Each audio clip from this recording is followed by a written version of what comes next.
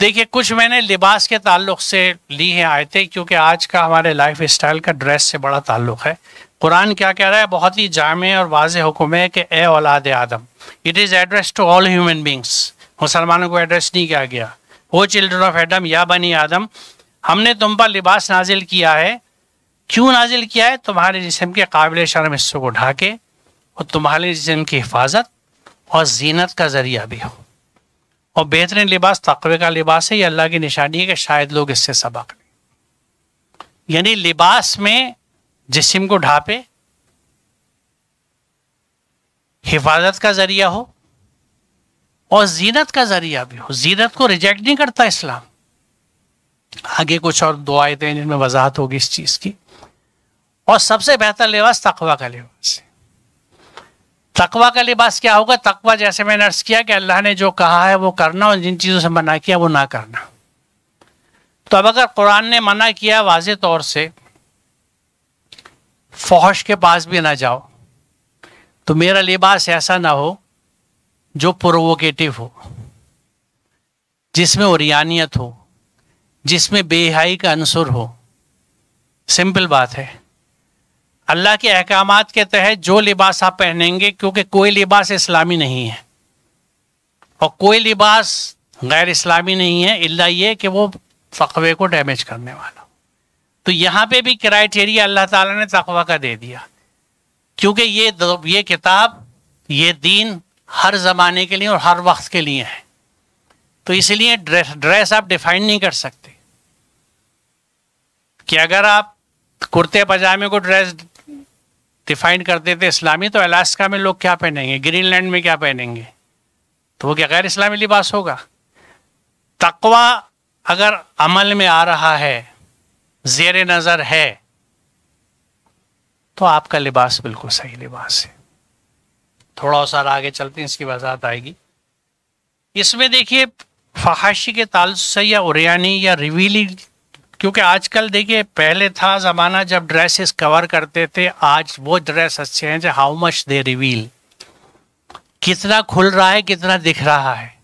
اس کے تعلق سے دیکھیے کتنی اہم اور چشم کش آیت ہے کہ اے بنی آدم، ایسا نہ ہو کہ شیطان تمہیں پھر اسی طرح فتنے میں مبتلا کر دے جس طرح اس نے تمہارے والدین کو جنت سے نکلوایا تھا اور ان کے لباس ان پر سے اتروا دیے تھے تاکہ ان کی شرمگاہیں ایک دوسرے کے سامنے کھول دے۔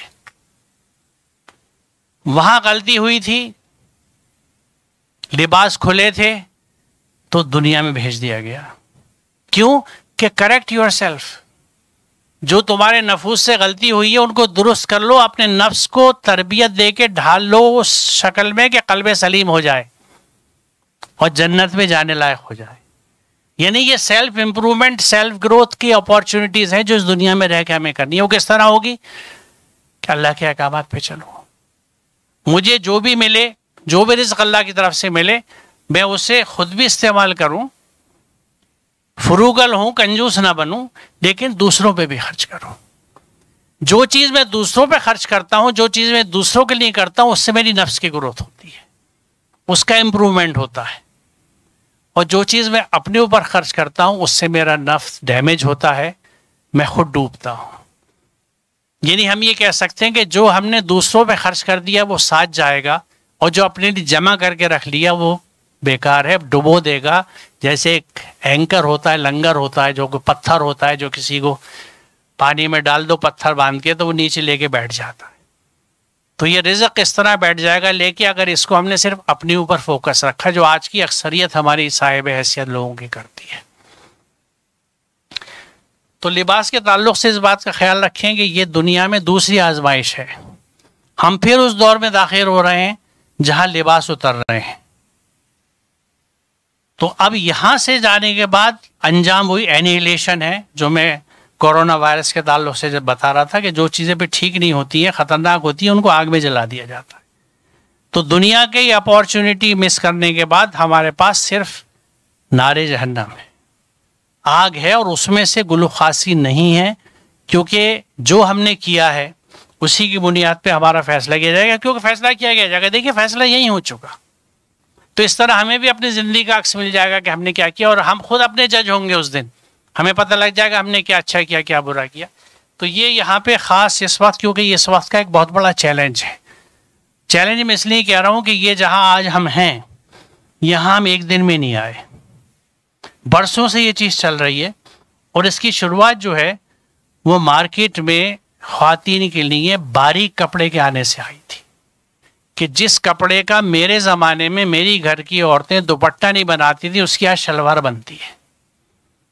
اور کوئی یہ نہیں سوچتا کہ اتنے باریک کپڑے میں سے میرے جسم کی کیا حرمت رہے گی، یہ پردہ ہوگا کہ بے پردگی ہوگی. کیونکہ بھلے ہی آپ برقع یا حجاب بھی اوڑھیں، گھر میں اہل خانہ کے آس پاس تو اسی لباس میں گھومیں گی نا. اور کس نے کہا کہ پردہ عورت کے بیچ میں نہیں ہے؟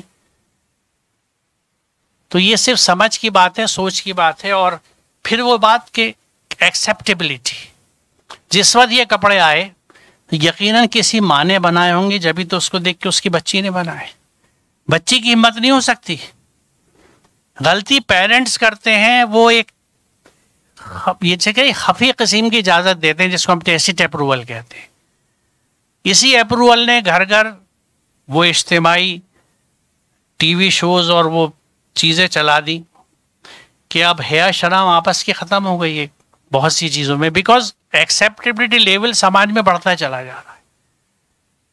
پہلے یعنی جائز کھانا کھانے کے لیے ماں باپ کے ساتھ بچے بیٹھتے میں شرماتے تھے، جھجکتے تھے، خاص طور سے ابا کے ساتھ. یہ کوئی اچھی چیز نہیں تھی، لیکن میں بتا رہا ہوں ٹرینڈ کیا تھا. آج ڈرنک کرتے ہیں ساتھ بیٹھ کے، اسموک کرتے ہیں. نہ وہ درست تھا نہ یہ درست ہے، کیونکہ توازن کی کمی دونوں جگہ تھی. سینس کیوں نہیں تھی کہ اگر یہ مسلم فیملی کی بات میں کروں تو قرآن سے بھی کٹے ہوئے تھے، قرآن سے آج بھی کٹے ہوئے. تو وہ تصور جو کنسیپٹ جو قرآن ہمیں دیتا ہے اس سے ہم محروم ہیں.